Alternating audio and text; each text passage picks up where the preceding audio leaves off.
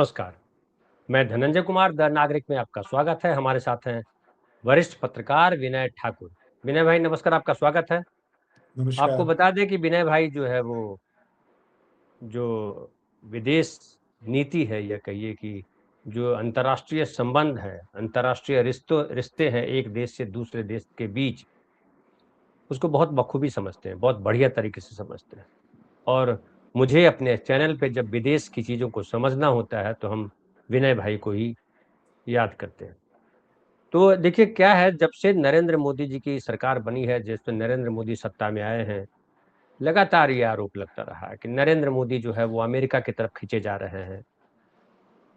नरेंद्र मोदी जो non alignment movement था उसके इतर वो अमेरिका की तरफ झुके नजर आते हैं। और अब की बार ट्रंप सरकार तो याद ही कर दीजिए। फिर दूसरी बार जब ट्रंप आए तो ट्रंप ने नरेंद्र मोदी जी के साथ बड़ा बुरा व्यवहार किया, भारतीयों के साथ भी किया, नरेंद्र मोदी के साथ भी किया। हालांकि ट्रंप अक्सर कहते रहते हैं कि मोदी हमारे बड़े अच्छे मित्र हैं, ये भी कहते हैं। दूसरी तरफ जो है नरेंद्र मोदी जी ये इजराइल की तरफ और ज्यादा झुक गए। अब जानते हैं कि इजराइल और अमेरिका के बीच कितना गहरा रिश्ता है, और इस रिश्ते के बीच नरेंद्र मोदी का वहां चले जाना साफ साफ दिखाई पड़ता रहा कि नरेंद्र मोदी कहीं न कहीं भारत को अमेरिका की तरफ झुका रहे हैं, अमेरिका के करीब जा रहे हैं। और खास करके जो वामपंथी हैं, जो कांग्रेसी हैं, जो बौद्धिक हैं, उनका रहा कि रूस के साथ संबंध जो है वो नरेंद्र मोदी धीरे-धीरे खराब कर रहे हैं। उस बीच चर्चा ये भी आई जब यूक्रेन के साथ ये रूस का झगड़ा हुआ, तो भी हमने कुछ बात नहीं की, रूस की तरफ दिखाई नहीं पड़े। फिर जब ईरान पे वॉर हुआ, ईरान पे हमला हुआ, तो भी हम अलग नोट लिए रहे और ऐसा लगा कि हम कहीं न कहीं इज़राइल के साथ खड़े हैं, अमेरिका के साथ खड़े हैं। तेल खरीदने की बारी आई तो हुआ कि रूस जो है हमको सस्ता तेल दे रहा है, लेकिन हमने अमेरिका के कहने पे तेल खरीदना रूस से बंद कर दिया। हालाँकि बंद तो पूरी तरह नहीं किया था, हम तेल खरीद ही रहे थे, लेकिन हम वेनेजुएला से भी तेल खरीद रहे थे, खरीदने लगे, चूँकि अमेरिका का दबाव था, ऐसा कहा गया। लेकिन जो पुतिन जो कह रहे हैं, वो नरेंद्र मोदी जी की तारीफ़ कर रहे हैं और वो कह रहे हैं कि भारत अपने राष्ट्रीय हितों को प्राथमिकता देता है। अमेरिका से उसके बढ़ते संबंधों से भारत रूस की पार्टनरशिप पर कोई असर नहीं पड़ेगा। रूस के साथ उसके रिश्ते पहले की तरह ही मजबूत रहेंगे। और उन्होंने आगे कहा कि हमें खुशी है कि भारत उन सभी देशों के साथ संबंध बढ़ा रहा है जिन्हें वो अपने राष्ट्रीय हितों के लिए जरूरी मानता है। पुतिन ने भरोसा जताया कि आने वाले सालों में भारत और रूस के बीच व्यापार 100 अरब डॉलर तक पहुंच जाएगा। इसके अलावा वो भी उन्होंने नरेंद्र मोदी की तारीफ की और कहा कि भारत एक महान देश है, महान लोकतंत्र है और रूस उसे अपना भरोसेमंद पार्टनर मानता है। पुतिन ने यह भी कहा कि अमेरिका भारत पर रूस के साथ उसके रिश्ते सहित कई मुद्दों पर दबाव बनाने की कोशिश कर रहा है, लेकिन इस तरह की कोशिशें बेकार हैं। भारत इसका विरोध करेगा। और उसके बाद देखिए उन्होंने ये भी कहा कि रूसी राष्ट्रपति ने कहा कि कुछ पश्चिमी देशों ने भारत पर रूस के साथ सहयोग कम करने का दबाव बनाने की कोशिश की। हालांकि अब सभी को समझ में आ गया है कि प्रधानमंत्री मोदी और भारत पर दबाव डालना अंतर्राष्ट्रीय संबंधों के लिए नुकसानदायक साबित होगा। विनय भाई, यहाँ पे तो लोग वामपंथी हों या कांग्रेसी हों या आप सामान्य जो बुद्धिजीवी लोग हैं, वो सबको लग रहा था कि नरेंद्र मोदी अमेरिका की तरफ चले जा रहे हैं, रूस से रिश्ता बिगाड़ रहे हैं, चीन से रिश्ता, ये ईरान से रिश्ता बिगाड़ रहे हैं। तो पुतिन तो तारीफ कर रहे हैं नरेंद्र मोदी जी की, और पुतिन कह रहे हैं कि भारत जो है अमेरिका के दबाव के बीच झुकने वाला नहीं है। ये पुतिन ऐसा क्यों कह रहा है? देखिए, हर किसी को जो है अपने इसको रिवाइज करना चाहिए। ठीक है ना, जो हमने पुरानी चीजें जो पढ़ी है और जो अभी जो चीज है ना, कोई भी चीज जो ऑपरेट करती है ना, वो वैक्यूम में नहीं ऑपरेट करती है। उसके जो बाकी जो चीजें हैं उस परिस्थिति के बीच में ऑपरेट करती है। जैसे पारिस्थितिकी तंत्र या इकोसिस्टम की हम लोग बात करते हैं ना, कि अगर आप पार्क में सिर्फ फूल पत्ती लगा दिए या एक दो पेड़ लगा दिए तो वो सुंदर तो दिख सकता है, लेकिन उसका मतलब वो नहीं है कि वो जो जंगल के जो फायदे हैं या पर्यावरण के जो फायदे हैं वो आपको दे देगा, नहीं। क्योंकि जो रिश्ता है जो पर्यावरण का आपसी, पेड़ का पेड़ से, पेड़ का झाड़ियों से, झाड़ियों का तितलियों से, उसका पक्षी से, वो रिश्ता जब तक नहीं रहेगा तब तक वो पूरा आपको उसका जो फंक्शनल वैल्यू है वैसा नहीं देगा, ठीक है ना।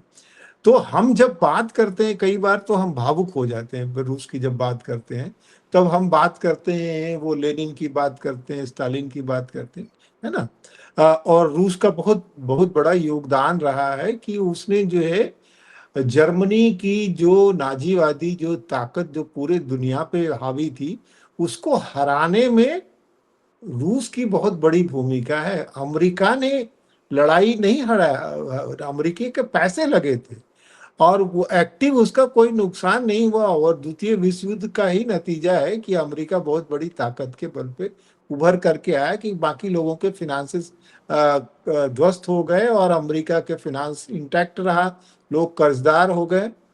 लेकिन जो नुकसान जो है बड़े पैमाने पे सोवियत संघ ने उठाया, ठीक है ना। तो हमको ये ध्यान में रखना चाहिए कि कोई देश जैसे एक जैसा नहीं होता, वैसे नेतृत्व भी एक जैसा नहीं होता है। जो लेनिन का रूस है, जो स्टालिन का रूस है, जो क्रुश्चेव का रूस है, जो गोर्बाचेव का रूस है, जो येल्त्सिन का रूस है, वो सब अलग अलग है ना।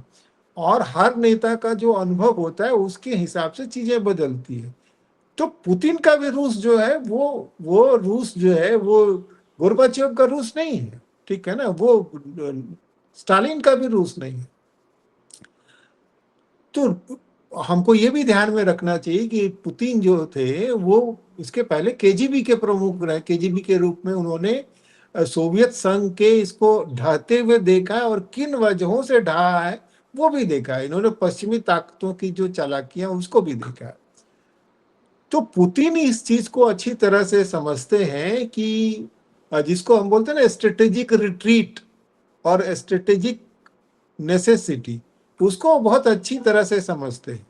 अब और जो डायलॉग है एक दूसरे के बीच में, और जिसके बदले ये भरोसा बनता है कि वो भरोसा कि आपको कोई तत्काल रूप से आपके साथ नहीं है तो भी आपका भरोसा रहता है कि नहीं ये हमारे साथ है, भले दिख नहीं रहा है ना। तो वो भारत और रूस के बीच में भी है। और अभी जो है वो पुतिन इस बात को समझ रहे हैं कि भारत की जरूरत जो है, किस तरह से भारत की अर्थव्यवस्था जो है अमेरिका सेंट्रिक है, किस तरह से अभी डॉलर का वर्चस्व नहीं टूटा है, किस तरह से वर्ल्ड फिनांस की जो आर्किटेक्चर है लेन देन का वो अमेरिका के कब्जे में है और एक झटके में वो चीजें दुरुस्त नहीं हो सकती हैं। और भारत भी समझता है कि अगर हमने इस गाढ़े वक्त में रूस को छोड़ दिया तो रूस और यूक्रेन का युद्ध जो है दरअसल रूस और पश्चिमी ताकतों का युद्ध है।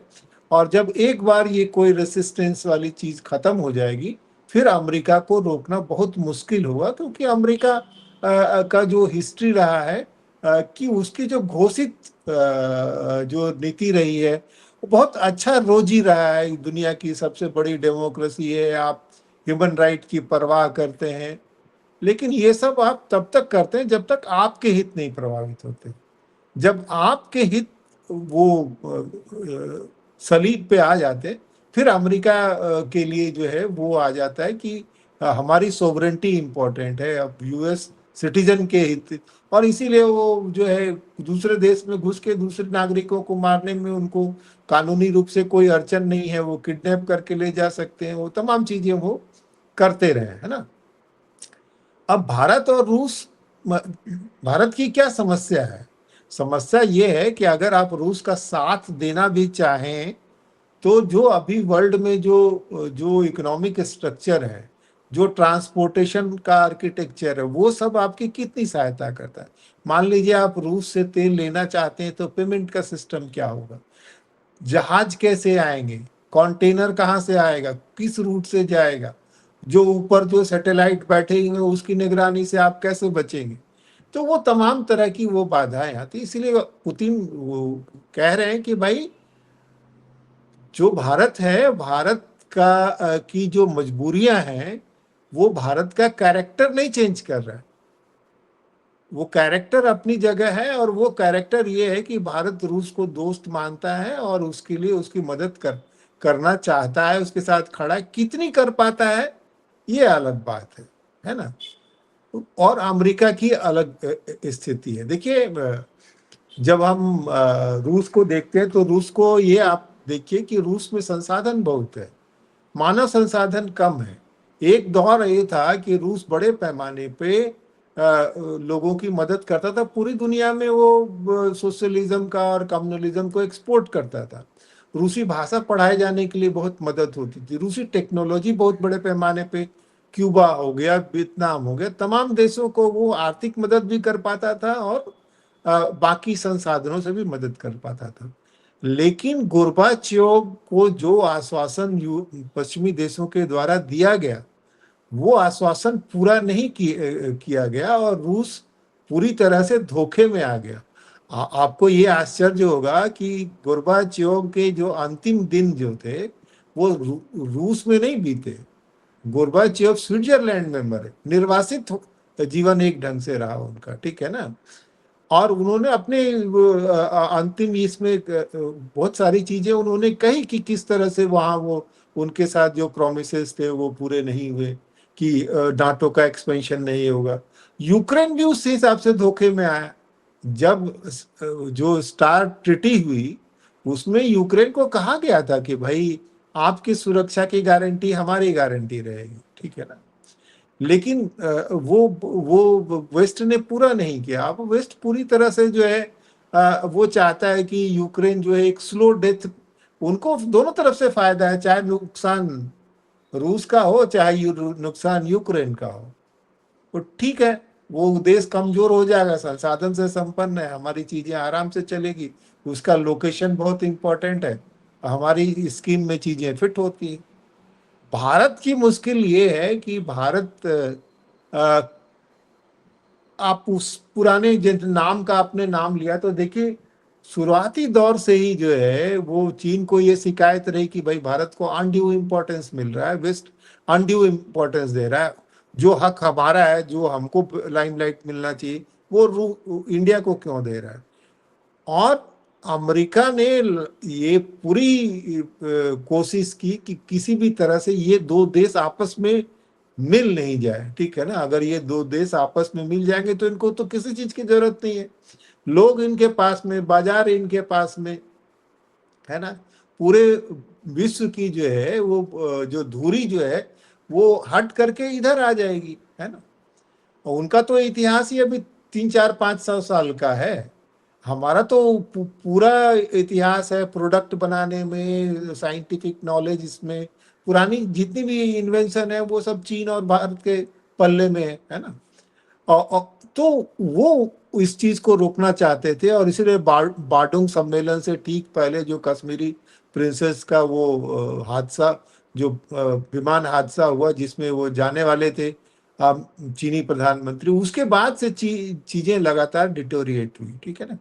अभी भी क्या है, अभी भी अमेरिका जो है वो लगातार कोशिश कर रहा है कि चीन का भय दिखा करके भारत को अपने पाले में किया जा सके। फिर कुछ आर्थिक मजबूरियां हैं, तो वो सारी चीजें हैं।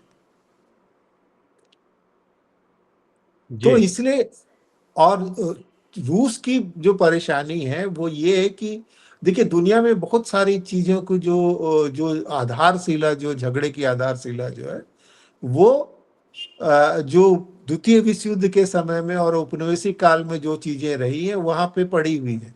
और औपनिवेशिक ताकतों ने जानबूझ के वो चीजें छोड़ी है, ताकि ये जो झगड़े की जड़ जो रहे, तो ये आपस में इनका कोई मजबूत संगठन नहीं बन पाए। चाहे वो भारत पाकिस्तान का मामला हो, चाहे वो आप देखेंगे जापान चीन का मामला हो, चीन रूस का मामला, उन लोगों के बीच में भी बहुत सारे जो जो द्वीप हैं, आइलैंड को लेकर के, उनको लेकर के उनके बीच में विवाद है ना। तो इन सब के बीच में जो है लेकर के देश को आगे बढ़ना है, तो वो उसमें काम चल रहा है। इस बीच में भारत को भी जो है देखिए, जब टेक्नोलॉजी बदलती है, जब मीन्स ऑफ ट्रांसपोर्ट बदलता है, जब लेन देन का तरीका बदलता है, तो विश्व की जो व्यापारिक जो दुनिया है, उसका गुरुत्व केंद्र भी बदलता है। ठीक है ना। जब लैंड रूट इंपॉर्टेंट था, तब दूसरे देश महत्वपूर्ण थे। जब सी रूट महत्वपूर्ण हुआ, तब दूसरे देश महत्वपूर्ण हुए। उसका एक छोटा उदाहरण आपको ये दूंगा कि मुंबई जो आर्थिक रूप से उभरा, उसकी मूल वजह ये थी कि जो हज यात्री जाते थे, तो मुंबई की जो जगह जो थी वो बीच में पड़ती थी, तो पानी वाले जहाज जो थे मुंबई में रुक करके कोयला लेते थे, है ना। तो उस वो जो केंद्र होने की वजह से उसकी महत्ता बढ़ी वहाँ। बहुत सारी चीजें जो व्यावसायिक गतिविधियां बढ़ी। वो नेचुरल पोर्ट था, वहां से चीजें आई गई। फिर उसी तरह जब एक दौर में जो है वो पुर्तगालियों का मुंबई पे ज्यादा कंट्रोल था, तो उसको बाईपास करने के लिए जो है अफीम ट्रेड नई जगह से करें, जो पारसी लोगों ने किया था, तो उसके पैरेलल में कराची उभरा। तो ये मैं सिर्फ इसलिए उदाहरण दे रहा हूँ कि चीजें जब बदलती हैं तो देशों का महत्व बदलता है। जैसे आप हारमुज वाला जी आपका मामला आया। जी। तो ये बताइए कि जो नरेंद्र मोदी जी की आलोचना की जाती है भारत में कि इन्होंने अमेरिका की तरफ खुद को झुका दिया, अपने इंटरेस्ट में किया, चीन इतना बढ़िया हमारा साथी था, चीन के साथ हम नहीं रहे, ईरान का साथ नहीं दिया और इसका बड़ा नुकसान होगा, तेल हमको महंगा मिल रहा है, बहुत सारी बातें हो रही है। हालांकि ये भी अभी है कि हम रूस से भी तेल ले रहे हैं, हम सऊदी अरब से भी तेल ले रहे हैं, यूनाइटेड अरब अमीरात से भी तेल ले रहे हैं, हम वेनेजुएला से भी तेल ले रहे हैं, ईरान से अभी हम तेल नहीं ले रहे हैं। तो क्या अमेरिका के साथ दबाव की वजह से भारत जो है झुका हुआ, अमेरिका के सामने कमजोर पड़ता है भारत, या नरेंद्र मोदी का झुकाव अमेरिका की तरफ है, या नरेंद्र मोदी की कोई कमजोर नस, जो राहुल गांधी अक्सर कहते हैं कि नरेंद्र मोदी की कमजोर नस अमेरिका के पास है और अमेरिका के सामने नरेंद्र मोदी कंप्रोमाइज्ड है। तो पुतिन ये बात नहीं कर रहा है, पुतिन तारीफ कर रहे हैं कि वो अपनी जरूरत के हिसाब से हिंदुस्तान बिहेव कर रहा है।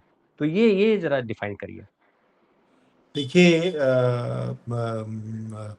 धनंजय भाई, उसमें देखिए, एक तो जैसे मैंने कहा ना कि वो इकोसिस्टम क्या है ना। ये बात तो किसी से छुपी नहीं है, जग जाहिर है कि अमेरिका की तुलना में जो है हम मजबूत नहीं है। ठीक है ना। दूसरी बात ये है कि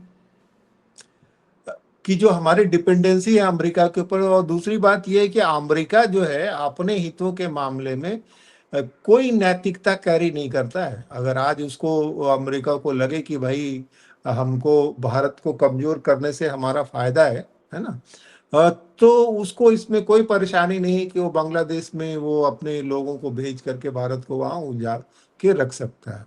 आप जो आज देख रहे हैं कि आज जो चीन और अमेरिका एक दूसरे के आमने सामने है, बहुत लंबे समय तक अमेरिका ने चीन को दबा करके रखने के लिए ताइवान को मान्यता दी चीन के रूप में। और जो जब हेनरी किसिंजर के समय जो नीति बदली, उसके बाद से ही चीन का उदय हुआ मेजर सप्लाई के रूप में, और वो तमाम चीजों में वो आगे बढ़ा। ये आर्थिक और रणनीतिक मजबूरियां एक तरफ है, ठीक है ना। दूसरी बात यह है कि उसमें से कितनी जो है मजबूरी जो है आपकी व्यवस्थागत है और कितनी व्यक्तिगत है। ठीक है ना। और राजनीति एक तरफ है ना। हम देखते हैं कि इन व्यवस्थागत परेशानियों के बीच लीडर, बड़े लीडर्स की क्या खासियत होती है। वो यही खासियत होती है कि वो मुश्किल स्थित परिस्थितियों में भी नए सॉल्यूशंस देता है, या देश को तैयार करता है कि उसका मुकाबला कैसे करेगा, है ना। दुनिया में तमाम उदाहरण है। वियतनाम में होची मिन का उदाहरण है। होची मिन ने जो है अमेरिका को घुटने टिकवा दिए, वो उत्तरी वियतनाम दक्षिणी वियतनाम का एकीकरण कर दिया, बड़े नुकसान की कीमत पर। ठीक है ना। तो यहाँ मोदी जी जो है, मोदी जी को कितना सहूलियत है उस व्यवस्थागत मजबूरी के बीच ऑपरेट करने को, और कितनी उनकी निजी कमजोरी है। ठीक है।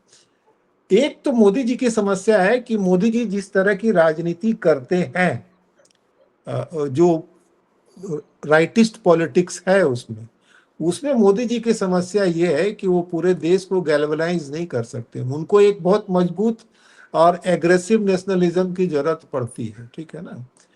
और वहां पर वो जो है कई बार जो है हमको दोषी नजर आते हैं कि जब देश को हमको आगे ले जाना है तो हम डिविजिव पॉलिटिक्स नहीं कर सकते, डायलॉग्स नहीं करते। मोदी जी डायलॉग नहीं देते, मोदी जी स्टेटमेंट देते हैं, ठीक है ना। मोदी जी, देखिए देश में कोई आपका जो है वो विरोधी नहीं है कि देश विरोधी, आप हर आदमी को देश विरोधी करार दे देते। जब ऑपरेशन सिंदूर के वक्त सारा विपक्ष आपके साथ खड़ा है तो विपक्ष के साथ आपको सूचनाओं की साझेदारी करने में क्या परेशानी। आपको जब किसी पार्टी विशेष के व्यक्ति को वहां प्रतिनिधि बनाना है तो उस प्रतिनिधि कौन होगा उसके लिए उस पार्टी को क्यों नहीं आप चुनने का अधिकार दे। आप क्यों उस दूसरी पार्टी के उसमें आप क्यों हस्तक्षेप करते हैं। तो वो एक समस्या है कि मोदी जी जो है वो इन सारी चीजों का फायदा उठा उठा लेते हैं, ठीक है ना। कुछ तो प्रॉब्लम है, हम इतनी मजबूत स्थिति में नहीं है। हमारा पूरे जो वर्ल्ड के फाइनेंशियल स्ट्रक्चर है वो उस पे उनका कब्जा है। और अभी हाल के दिनों में आप देखेंगे कि अमेरिका जो जो विश्व बैंक है या आईएमएफ है, आईएमएफ से आपको लोन मिलेगा या नहीं मिलेगा, आप कल्याणकारी योजनाओं को पूरा करने की स्थिति में होंगे नहीं होंगे, लोगों के अंदर असंतोष होगा कि नहीं होगा, इसमें इन इंस्टीट्यूशंस का इस्तेमाल करती रही है। हमारे पास उदाहरण है ना भाई, पाकिस्तान में जब इकोनॉमिक क्राइसिस होती है और वो आईएमएफ के पास लोन लेने जाता है तो उसका गला पकड़ के रखते हैं कि भाई ये चीज करोगे तब हम तुम्हारी मदद करेंगे, आईएमएफ से लोन मिलेगा तुमको, नहीं करोगे तो हम नहीं देंगे। तो ये तमाम परेशानियां हैं, लेकिन हम इसमें मोदी मोदी जी को एब्जॉल्व नहीं करते हैं, ठीक है ना। हम बहुत सारे समय में पहली बार देख रहे हैं कि कोई एक प्रधानमंत्री जो है वो एक मॉर्टिन चॉकलेट का प्रचार करता नजर आता है, ठीक है ना। हाँ, भैया ऐसी ये राजनीति तो हल्के तौर हम, पे कोई भारतीय प्रधानमंत्री नहीं रहे। हाँ नहीं और उसमें हम चलिए मान लिया कि आप अगर नेशनल उसके लिए कर रहे हैं तो आपको वो जो कंपनी का मालिक है उसको तो कम से कम कायदे में रखिए कि वो इसका प्रचार का इस्तेमाल ना करे। एक हॉस्पिटल के इनॉग्रेशन में आप जाते हैं, जाइए, कोई वो नहीं है, लेकिन आप इतना तो फर्क रखिए कि कोई उद्योगपति आपके कंधे पे हाथ रख दे और आप उसको ना हटाएं तो कहीं ना कहीं उस उद्योगपति को ये तो कॉन्फिडेंस है कि हम कंधे पे हाथ रख देंगे तो कोई झटकेगा नहीं, ठीक है ना। हमने तो नहीं देखा कि इंदिरा गांधी के कंधे पे किसी ने हाथ रख दिया या जवाहरलाल नेहरू के कंधे पे किसी ने हाथ रख दिया। राजीव गांधी के कंधे पे किसी ने हाथ नहीं रखा। वाजपेयी जी के कंधे पे किसी ने हाथ नहीं रखा। भाई जब आप पब्लिक स्पेस में होते हैं तो आपको इस बात का ख्याल रखना पड़ता है कि आपकी इमेज जो है वो क्या मैसेज देती है। हम लोग सब जानते हैं कि बड़े नेता कैसे काम करते हैं। बड़े नेता सीधे अधिकारियों को नहीं कहते हैं कि तुम ये काम कर दो या ये काम नहीं कर दो, वो उसको मैसेज दे देते कि ये फला आदमी मेरा बहुत नजदीकी है। वो अफसर जो है अपने आप उसका काम कर देता है कि नहीं तो हमारा कोई काम फंसा देगा। बिल्कुल सही। बाकी घटनाएं आती रहती है। बिल्कुल सही।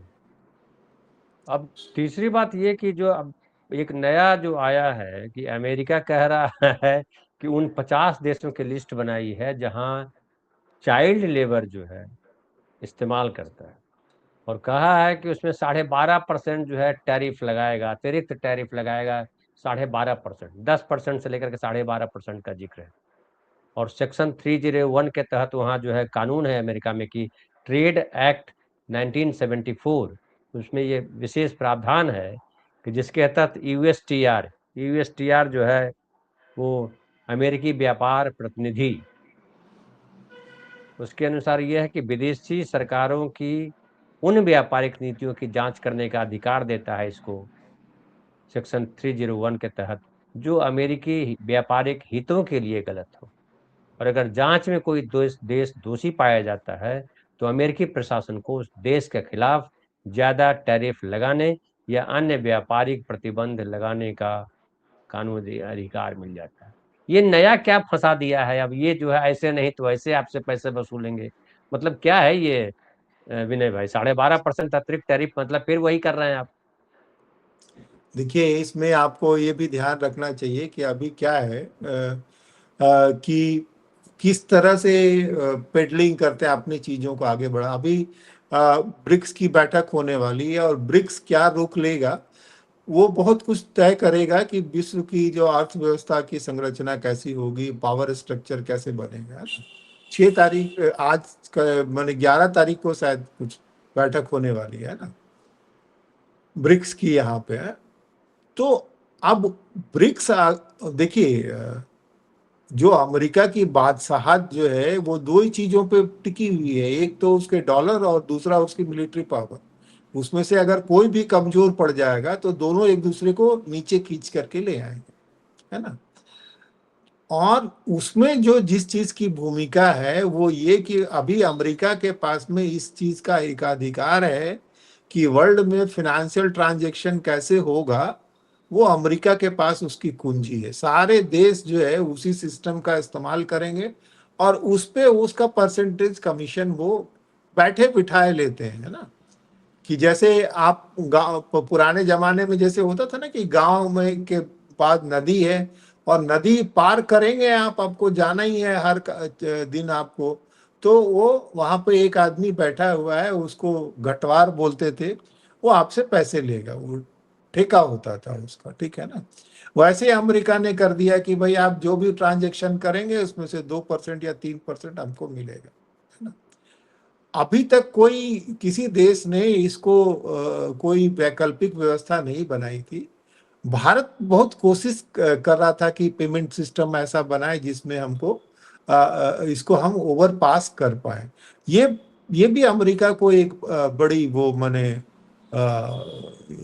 जो है नाराजगी का वजह था कि भाई अच्छा, हमसे पूछे बगैर तुम मैंने ये काम कर लोगे और हमारी दुकान पर नहीं आओगे, ऐसे कैसे चलेगा, है ना। तो देखिए, पहले भी जो है आप देखेंगे कि यूरोप में जैसे हमारे जो बहुत सारे प्रोडक्ट पे आया कि भाई इको मार्क होना चाहिए, उसके पहले रग मार्क का एक वो आया था। और जब हम कारपेट एक्सपोर्ट करते थे जर्मनी, उसका बहुत बड़ा मार्केट था, तो उसमें कहा गया था कि भाई ये जो चाइल्ड लेबर इसमें बहुत सारा इस्तेमाल होता है, वो चाइल्ड लेबर को हम लोग किसी तरह से प्रमोट नहीं करते हैं। लेकिन जो क्या है कि हर देश की जो सामाजिक संरचना अलग अलग होती है। भारत में बहुत सारे ऐसे उद्योग हैं जो जो पारिवारिक उद्योग, पारिवारिक कुटीर उद्योग के रूप में चलते हैं, ठीक है ना। उसमें आप जो बच्चे काम करते हैं उसको आप इस तरह नहीं ले सकते हैं कि वो उसका कोई बाल श्रम का शोषण हो रहा है। वो एक ढंग से एक ही वक्त पे जो है उनकी स्किलिंग का काम होता है, एक ही वक्त पे उनका परिवार के आर्थिक जो बोझ है उसको शेयर करने का काम होता है। हाँ, ये बात ठीक है कि जो बच्चों को का विकास का काम बाधित नहीं होना चाहिए, चाहे उनकी पढ़ाई लिखाई, चाहे वो किसी भी तरह से वो कॉम्प्रोमाइज नहीं होना चाहिए। लेकिन वो जो जो एक ग्रे एरिया है उसका इस्तेमाल करके आपने ये कर दिया कि भाई जिसको रग मार्क होगा वही वहां पे एक्सपोर्ट होगा, वही हम, तो वो आपने एक पूरी की पूरी इंडस्ट्री को जो है वो किनारे करने का काम किया। देखिए, यूरोप और अमेरिका हमेशा से नीतियों को अपनी टेक्सटाइल इंडस्ट्री में आप देखेंगे ना कि जब ब्रिटेन जो था, जब तक ब्रिटेन की चीजें सस्ती होती थी तब तक ब्रिटेन को कोई परेशानी नहीं थी इंडियन लेबर मार्केट में लेबर लॉ से, ठीक है ना। लेकिन जब यहाँ के चीप लेबर की वजह से यहाँ के टेक्सटाइल प्रोडक्ट सस्ते होने लगे और वो लंकाशायर के प्रोडक्ट नहीं बिकने लगे, तो उन्होंने इंडिया में लेबर लॉज की शुरुआत की कि इतने घंटे काम करना होगा, ये कंडीशन होगा, ठीक है ना। उसके उसके जो फायदे हैं लेबर को हुआ, उससे किसी को कोई इनकार नहीं है, वो सही बात है। लेकिन जिसको बोलते हैं इंटेंट या मनसा, वो आपको ध्यान में रखना। वो मनसा ये थी कि जो इंडियन इंडस्ट्री है उनकी कॉम्पिटिटिवनेस जो है उसको कंट्रोल किया जाए, ताकि हमारे व्यापार को नुकसान नहीं हो। आपको ये आश्चर्य लगेगा कि जो लेबर लॉज की जो है सबसे पहले श्रमिक उसमें जो जिसने शुरुआत की थी वो बिस्मार्क थे। और बिस्मार्क के द्वारा इसके करने की वजह ये थी कि वहां उनको ये पता था कि अगर जर्मनी का एकीकरण करना है तो प्रशिया को हमको बहुत मजबूत बनाना होगा। अगर मजबूत बनाना है तो यहाँ हमको औद्योगिकरण करना होगा। औद्योगिकरण करना होगा तो हमको जो है स्वस्थ श्रम शक्ति हमको चाहिए। तो इसीलिए उन्होंने सुधार किए। अब वही चीज जो है यूरोप जो है हमारे साथ कर, अमेरिका भी क्या कर रहा है। अमेरिका भी इन चीजों को आप उसमें देख लीजिए कि कौन कौन से देश पे वो कर रहा है और किस तरह से स्प्लिट है कि 10 से 12%, 12% किन पर जो नहीं लागू कर रहा है। तो अगर आपको लग रहा है कि ये बिल्कुल ही ये देश है तो उनको पूरी तरह से ही बैन कर दीजिए, 12% ही क्यों दे रहे हैं। तो सही है। वो इसलिए कर रहे हैं कि माने वो सांप मरे भी नहीं और हमारी बात भी मानता रहे, हमारे हिसाब से वो डांस करता रहे, ठीक है ना। और उसमें देश में देख लीजिए किन किन देशों पे लगा है, जापान जैसे देशों पे लगा है जहाँ की डेमोग्राफी का क्या स्थिति है ना। बांग्लादेश का नाम नहीं नजर आ रहा है, पाकिस्तान का नाम नजर आ रहा है, लेकिन वो उसको 10% वाले में रखा है आपने, है ना। तो ये सारी जो चीज है वो ये है कि किस तरह से आप पूरी वर्ल्ड की इकोनॉमी को अपने हिसाब से कंट्रोल। और इसके टाइमिंग भी इम्पोर्टेंट है। टाइमिंग इसलिए इम्पोर्टेंट है कि अभी आपकी अमेरिका से ट्रेड डील की बात हो रही है।